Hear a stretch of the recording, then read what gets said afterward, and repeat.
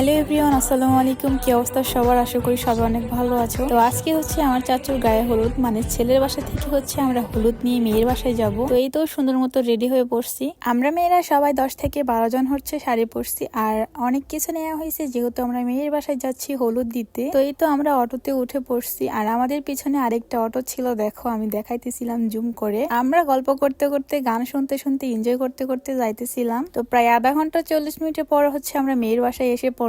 দেখতেই পাচ্ছ এখানে হচ্ছে রান্না বান্না করতেছিল। মেয়ের বাসায় হলুদ দিতে এসে আমরা হচ্ছে দোকান থেকে এখানে ঝালমুড়ি কিনে খাইতেছিলাম। মানে ছোট বাবুদের মতো আমরা বাবু হয়ে গেছি। তো যাই হোক, এখানে দেখো বাবুরা কত সুন্দর করে খেলছিল। তো এখানে হচ্ছে আমরা সুন্দর মতো কিছু ভিডিও ক্লিপ নিচ্ছিলাম।